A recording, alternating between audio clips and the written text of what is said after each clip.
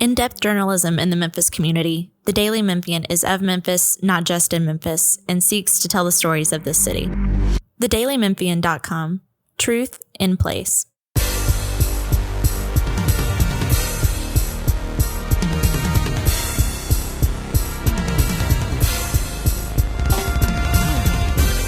Welcome to the Daily Memphian's Tigers podcast. I'm Parker Palia, the Tigers basketball beat writer here at the DM, and I'm joined by both sports columnist John Martin and our Tigers football beat writer Frank Bonner.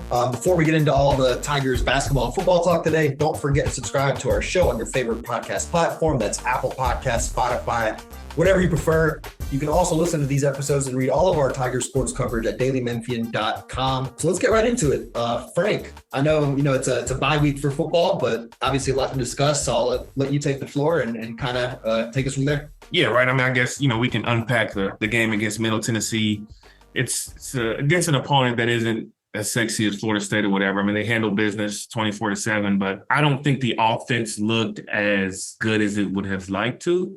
This is the first game in Seth's career that he didn't throw a passing touchdown, which, I think is huge in terms of how explosive the offense was supposed to be. John, what were your takes from the game? Yeah, I think you kind of laid it out. It was just a clunker of a game. That I think failed to both inspire confidence and also failed to excite anybody that was there. They actually got a better crowd than I would have expected, but it was just a nothing burger of a football game. And after it was over, I actually looked this up. Seth Hennigan is on pace to have his worst year ever at Memphis. In a year where he's on all these award watch lists, on a year where he's supposed to, he's the only four-year starter in the country. He's going to have his worst year statistically, at least when it comes to completion percentage, at least when it comes to touchdowns, at least when it comes to quarterback rating that he's ever had at Memphis. And that is mind-blowing. That makes no sense to me. I don't think he's playing badly. I don't think you look at him and you say that he's not playing well. It just feels like for whatever reason, and Frank, you may have been thinking about this and you may have a better answer, but it just feels like something is off with him. This offense came into the season, ninth in the SP plus ratings, and it's fallen all the way to 25. And I think even that is generous. So, I think a large part of it is Seth, and for some reason, this offense having not taken off the way we hoped it would. Yeah, and I'll say I don't know if there's like the quarterback receiver relationship just seems to be off a beat. I saw it a little bit against Navy where there were some throws where they just didn't seem like they were on the same page. They had some opportunities in the end zone against MTSU. It just seems like that operation as a whole just isn't as in sync as we saw last year. Now, if you want to blame that on Seth, scheme, whatever, but that chemistry needs to be a lot better than what we've seen in these first few games. Yeah.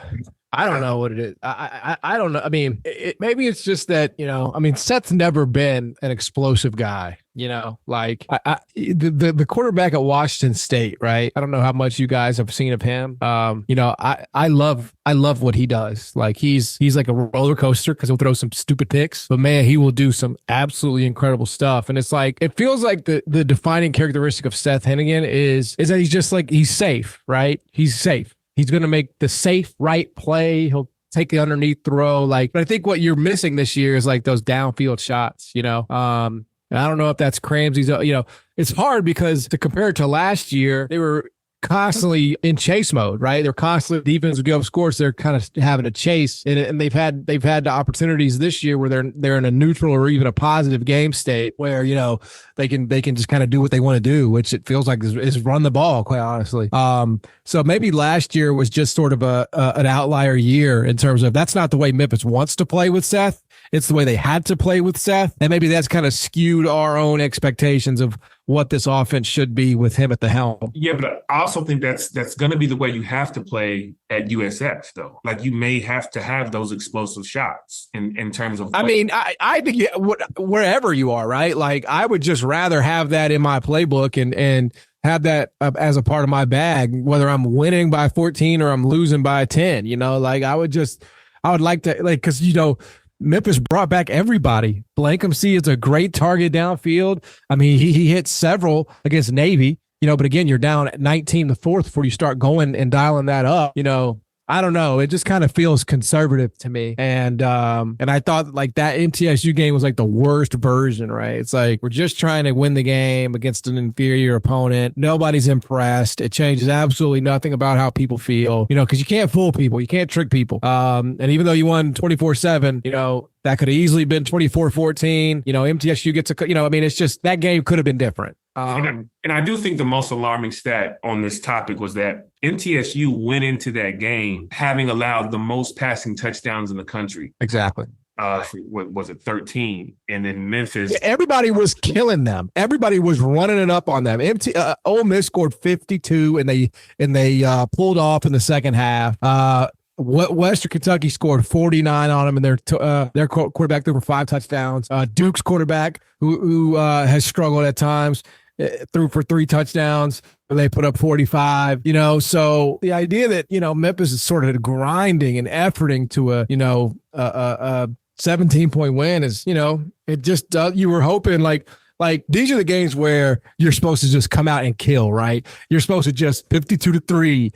48-7, just leave no room for doubt. And unfortunately, they still very much left a room for doubt. Yeah, and they got the win. It is what it is. Now you're going into the bulk of your season with this conference schedule. How are you feeling? I know you aren't feeling as strongly as you did heading into the year, but do you see a route that Memphis can still win the conference? No, I don't. You just full blown no at this point. No, I mean, because look, dude, we got to start being honest. Is Army going to lose a game this year? I mean, their schedule is a joke. Navy looks amazing. Okay, they go on the road to UAB as a 4.5-point favorite, and they just destroy UAB. And they got Trent Dilfer resigning on the job, damn near. And then Tulane. I mean, Tulane Tulane was 4.5-point favorite. They closed maybe less, 4-point favorite against USF, and they blew the doors off. So I just named you 3 teams that are ahead of you. One you already lost to, one you don't play, and one you do play, but it's there. So you tell me, what's the path? Yeah, honestly, the path is that Tulane. First, they got to get through USF, right? And then the path is going to be that Tulane game. Like they have to win that game, and that's if Memphis doesn't lose a game between then, though. Yeah, right. I mean, I'm still thinking that the 2 toughest games for them are obviously USF and Tulane. North Texas is starting to scare me. Yeah. Okay. So that is a game where they're putting up points, and this is year. This is the wrong year for Memphis to not be putting up points.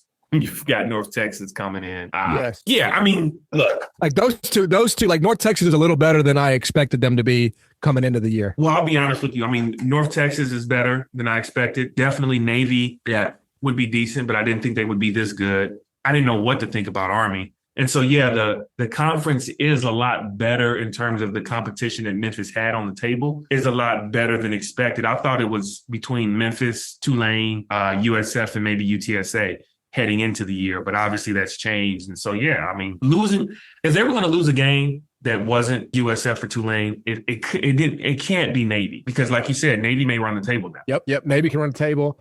Tulane, obviously you play them, but it's there. You're going to be a big underdog. So, I mean, it just feels like so much. And it's unfortunate that like all of this has already kind of gotten derailed, after one loss. But it was the one, and you couldn't kind of afford to take. And it turns out that Navy is good. Navy is really freaking good. They're not a fluke. They're going to win a lot more games in this league. And they're going to be, we talked about this last week or 2 weeks ago with the Chronic 2001. Drew Chronic, that offense is hard to stop, and Horvath is, one of the most dynamic players in all of college football. I'm putting him up there. He's triple option Cam Ward, Wing T, Cam Ward. Chronic is the real deal. I don't know how long he's going to be at Navy and before he may get plugged by somebody else. We'll see, but the other thing is that, like, if Memphis handles this business, let's say Memphis does run the table and it shakes out that they find themselves in the conference title game, you're most likely, looking the way it's looking, you might have to travel back to DC and play Navy again, which, looking at what we saw, if they had a rematch against Navy,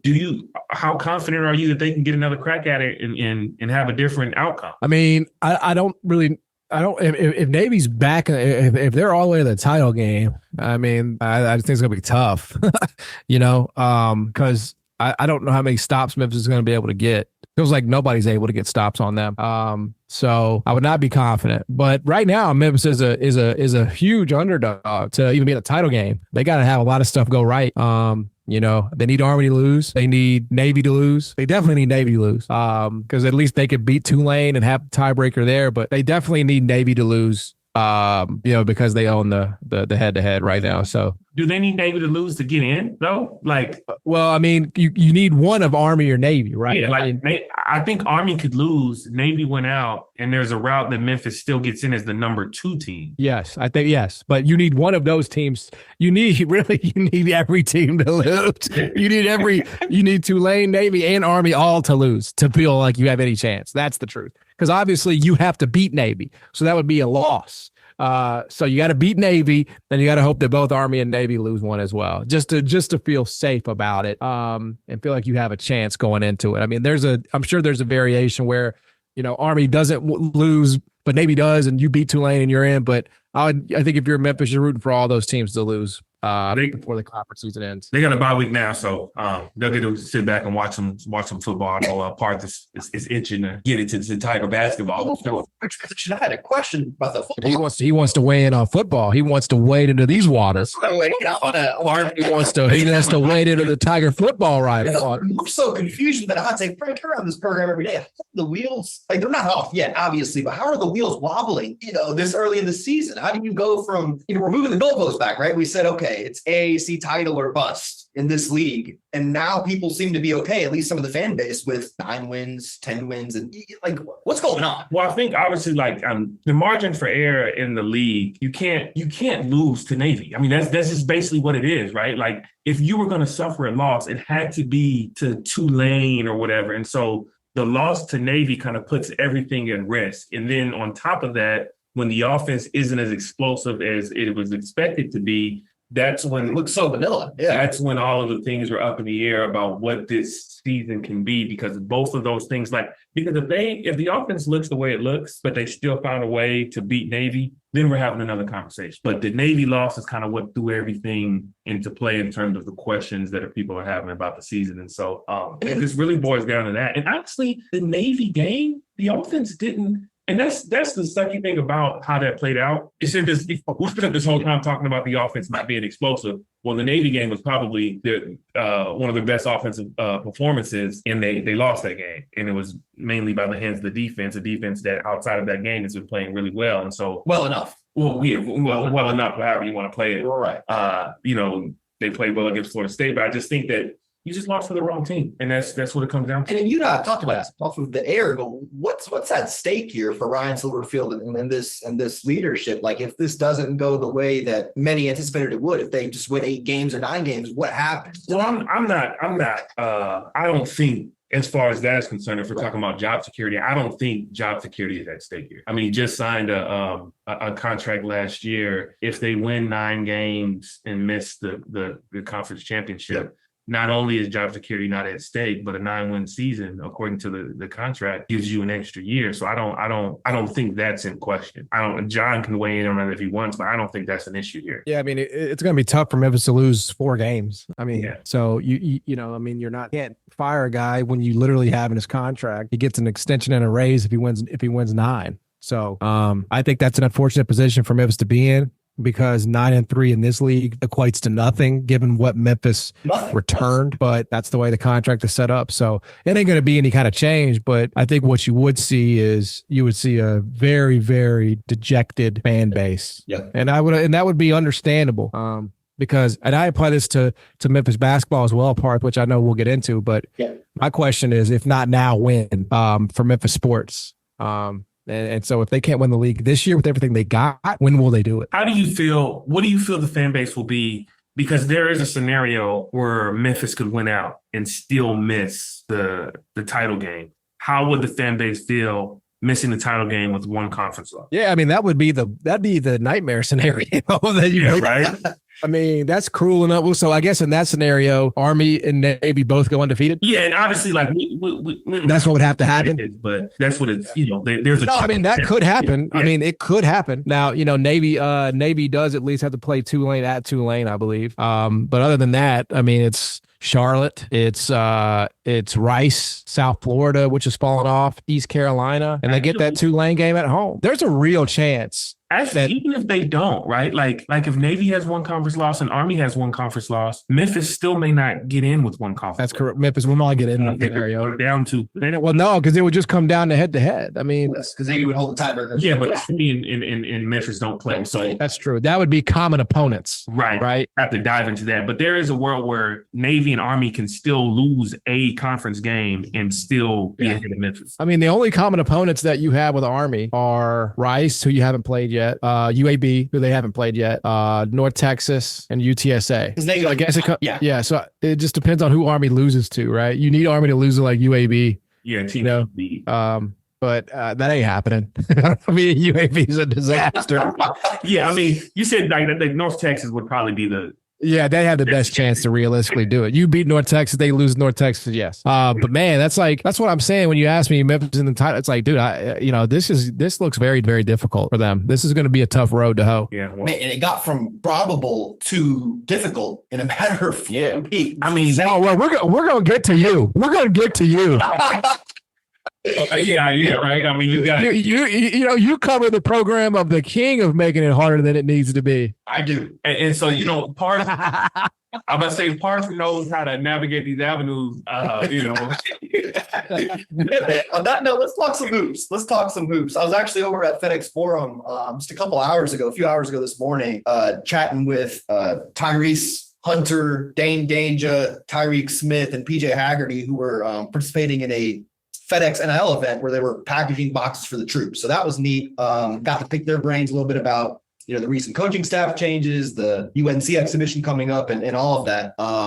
So yeah, I think one thing that really stood out to me from that conversation, especially hearing from, Tyrese Hunter is obviously one of the leaders of this team is he says that, while those mass coaching staff changes this close to the season starting might derail a team or have the wheels come off for certain programs, that's brought these guys together. It is how he put it to me. Well, I mean, that's obviously the most important thing because it was a big problem last year, right?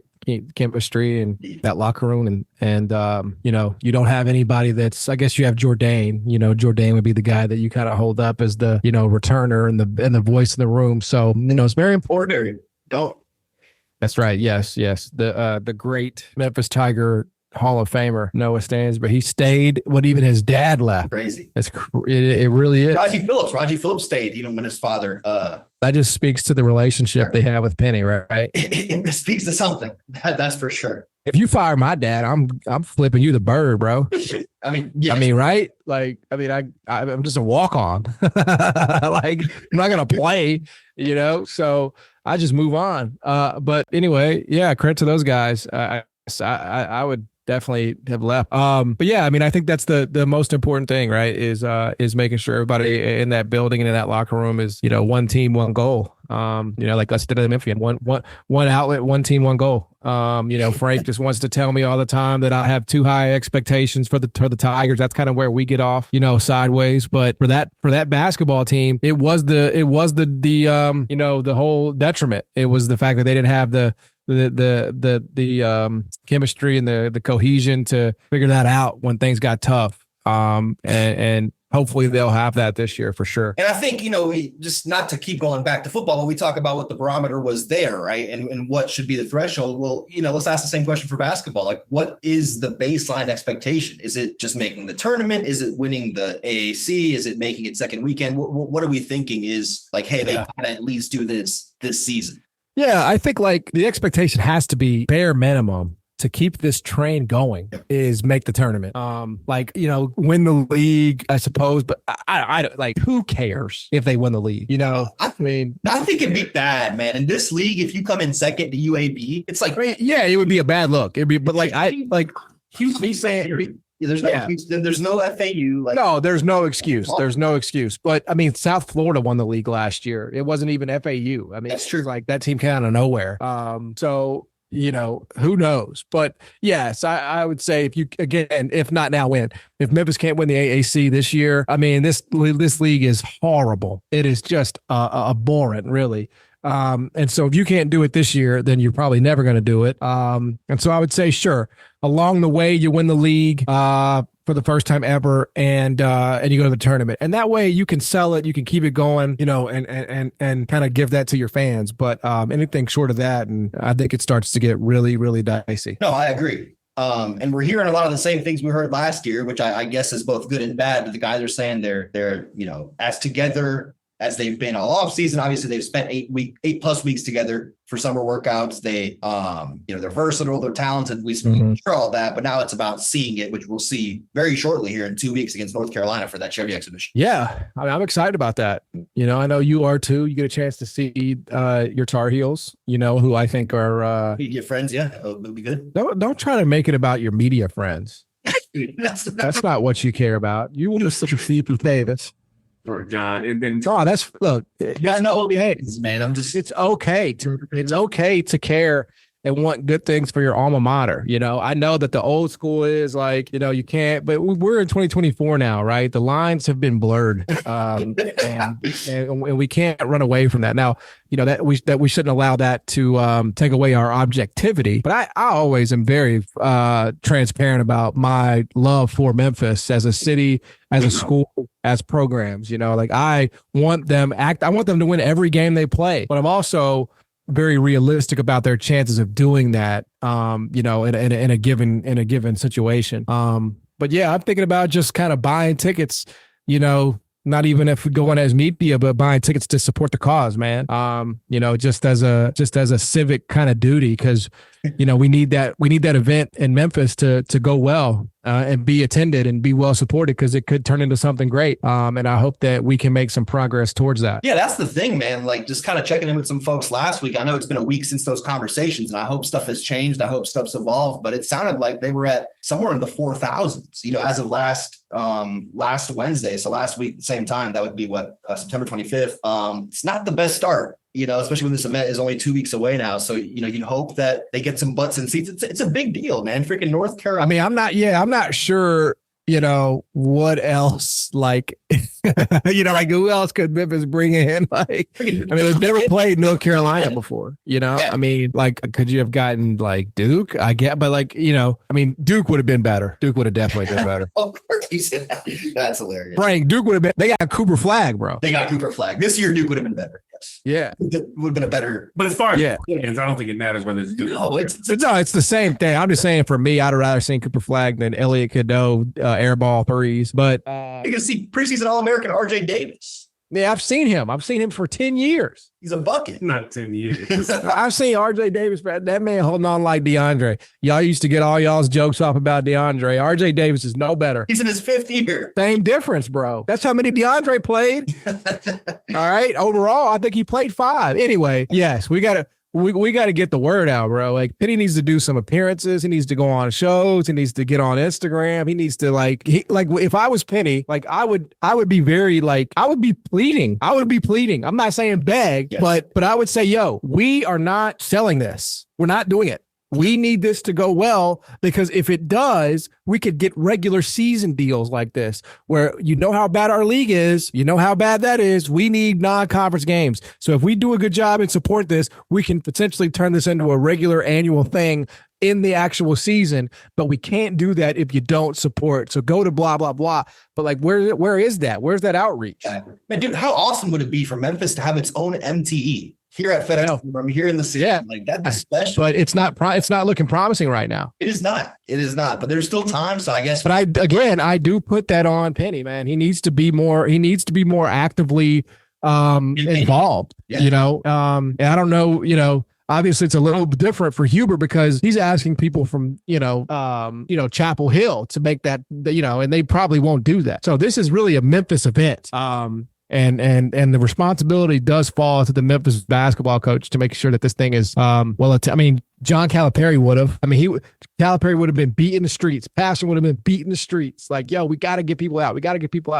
I know Penny doesn't like to do that, but it's part of the job. No, certainly is. whether that's, like you said, radio appearances or interviews. You gotta get people going. You gotta get people excited. You gotta tell them. You gotta really emphasize the importance of it. You know, you gotta really emphasize the importance of it, what it could be, the upside, and honestly, like, you know, hey, if we don't do a good job, we may not get this again. Like, you got to be real with people. You know, which is the truth. Exactly. And so I'm a little nervous.